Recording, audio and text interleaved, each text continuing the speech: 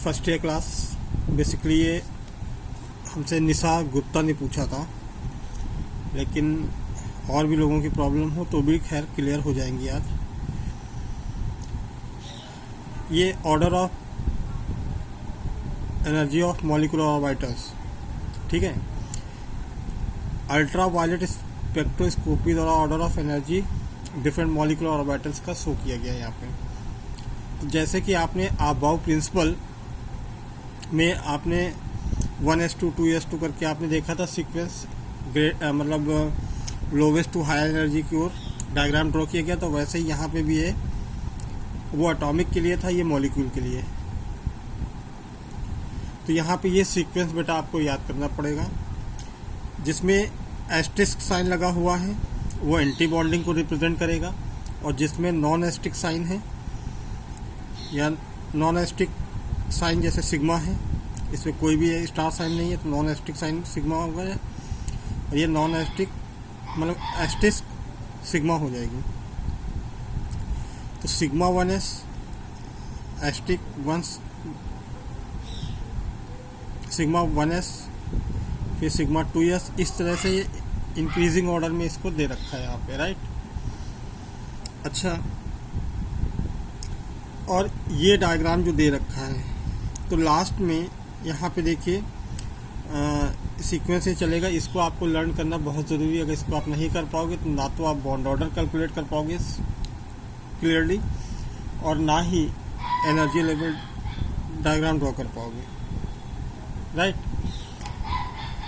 तो ये नाइट्रोजन तक दे रखा है। कहाँ तक दे रखा है? नाइट्रोजन तक। यानी अगर हम बात करें तो ये बेटा डाई एटॉमिक मॉलिक्यूल के लिए है, हाइड्रोजन टू नाइट्रोजन, यानी hydrogen, helium, lithium, beryllium, boron, carbon, nitrogen, ठीक। तो ये डायग्राम दे रखा है। ये बीच में जो बनता है, ये आप सीक्वेंस देख रहे हो, ये मॉलिक्यूल बनाएगा, और मॉलिक्यूल जो बनेगा, एक मॉलिक्यूल कम से कम 2 एटम को कंबाइन करके बनेगा। तो ये एक एटम इधर, एक एटम इधर, ठीक है। तो ये डायग्राम भी आपको प्रैक्टिस में लेना पड़ेगा।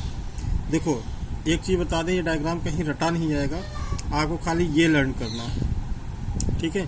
तो जैसे सिग्मा 1s है तो नीचे से सिग्मा 1s, फिर एस्टेरिस्क सिग्मा 1s है, 1s है, ये कंप्लीट हो रहा है, एक सेल कंप्लीट हो रही है, ठीक है। तो यहीं पे इसको एटम इधर डाल देंगे 1s 1s, और इसको इससे हम जोड़ देंगे।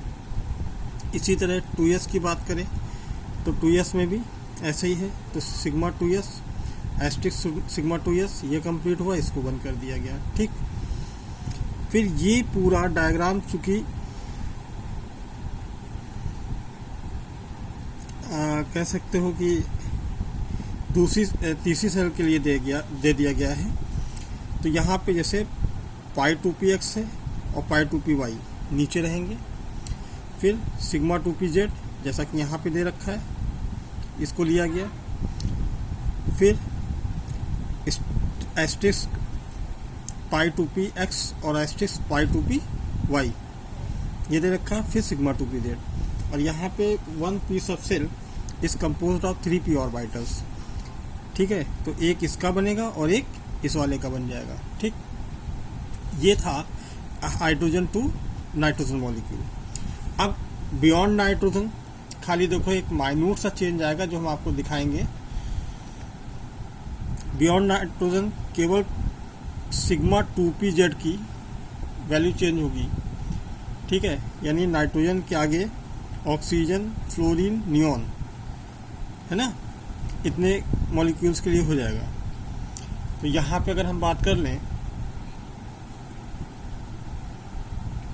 तो इसमें, और देखो उधर वाले का भी डायग्राम थोड़ा सा दिख रहा होगा, इन दोनों के बीच में अगर देखा जाए तो सिग्मा 2pz आया है। लेकिन जब हम बियॉन्ड नाइट्रोजन यानी आफ्टर नाइट्रोजन लिख रहे हैं तो ये सिग्मा 2pz उठ के पहले आ जा रहा है, और ये दोनों सीक्वेंस आपस में पास हो जा रहे हैं, ये वाली चीज़। और ये एज इट इज़ उसमें भी लास्ट में है एस्टेरिस्क सिग्मा 2pz, और इसमें भी लास्ट में है, ठीक है। उसी लेवल पे जैसे हमने पहले वाले का बनाया उसी के अकॉर्डिंग ये डायग्राम भी ड्रॉ होगा, इसमें कोई दिक्कत नहीं आनी चाहिए, राइट। अच्छा, अब जैसे मान लीजिए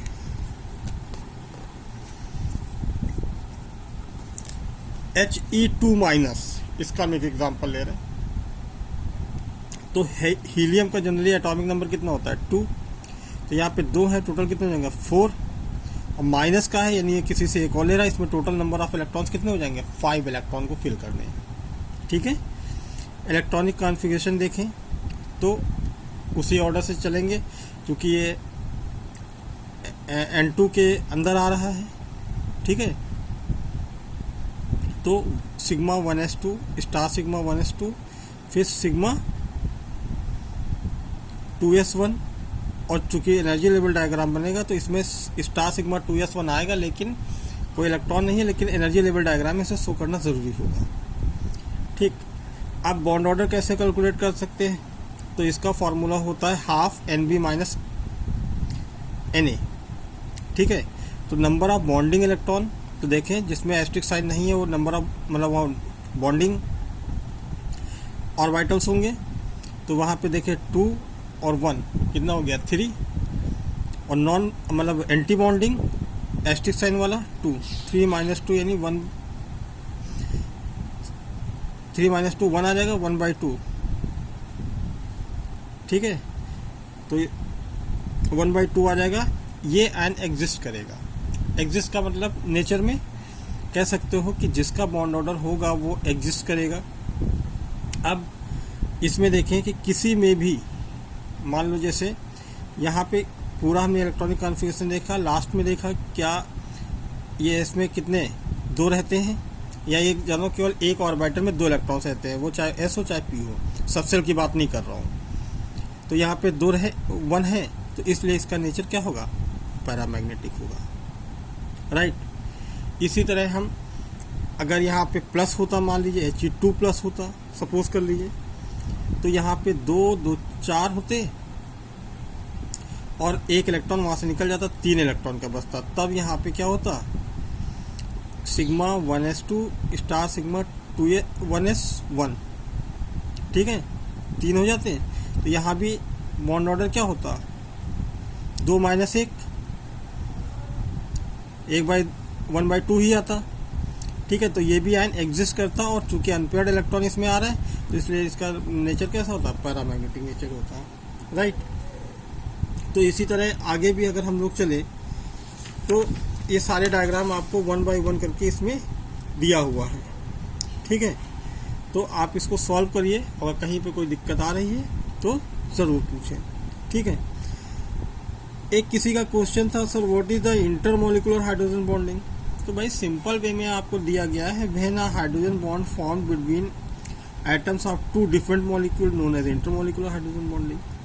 2 डिफरेंट मॉलिक्यूल्स के बीच में बने होगा और उसका ऑलमोस्ट जिगजैग मोशन होगा, ठीक है।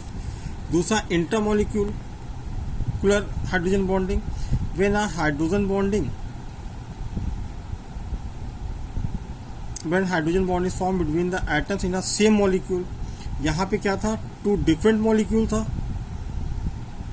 ठीक है, और यहाँ पे सेम मॉलिक्यूल, यानी जैसे आर्थोनाइट्रोफिनॉल है ये वाला, तो यहाँ पे देखो इसके बीच में हाइड्रोजन बॉन्डिंग यानी सेम मॉलिक्यूल में है। अच्छा, यहाँ पे डिफरेंट मॉलिक्यूल की क्या बात कर दी गई, जैसे HF2 की बात करें तो HF की बात करें तो एक HF दूसरे FH से जुड़ा हुआ है, तो H और F के बीच में कैसा बॉन्ड रहेगा इंटरमोलिकुलर हाइड्रोजन बॉन्डिंग, ठीक।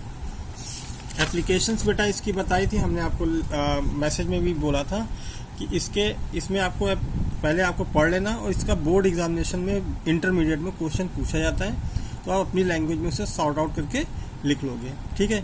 ये चैप्टर कंप्लीट है, अगर फिर भी किसी को कोई दिक्कत लगती है तो आप बताओ, पूछेंगे, हम इसका आज भी रिवीजन करेंगे और कल भी इसका रिवीजन करेंगे। जब तक आप कोई प्रॉब्लम होती है इन 2 दिनों में तो आप पूछ लो, नहीं तो फिर हम न्यू चैप्टर स्टार्ट करेंगे gases state. Okay, thank you class.